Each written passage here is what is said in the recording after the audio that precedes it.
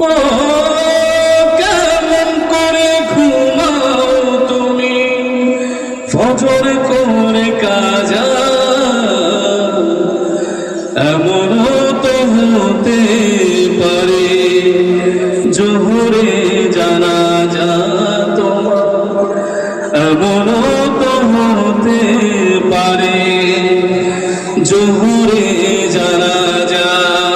ঠিক না? অনেক মানুষ আছেন যে 10টা দিয়ে ঘুম থেকে ওঠে, কিছুক্ষণ পরে মৃত্যু শেষ, জোহরের পরে তার জানাজা।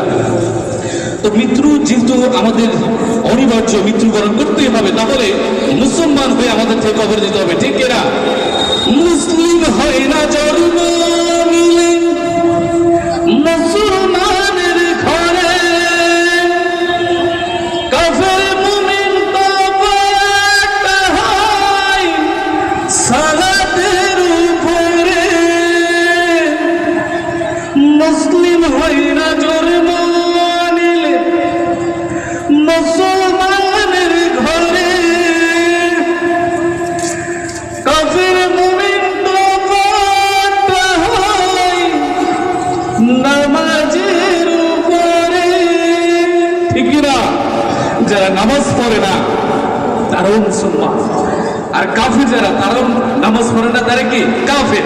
তাহলে মুসলমানও নামাজ পড়ে না, কাফেরও নামাজ পড়ে না, দুজনে হয়ে গেল কি সমান। কিন্তু মুসলমান হয়ে আমাদের থেকে কবরে যেতে হবে।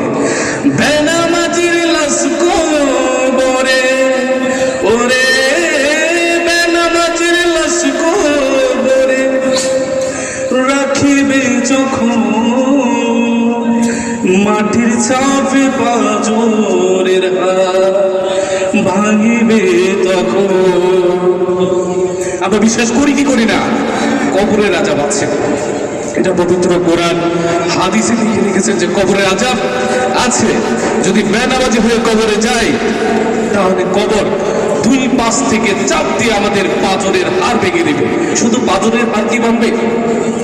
বিষাক্ত সাপের সবল, ও বিষাক্ত সাপের সবল বেনামাজির সাজা, এমনও তো হতে পারে জোহরে জানাজা। ও তোমার এমনও তো হতে পারে আসরে জানাজা।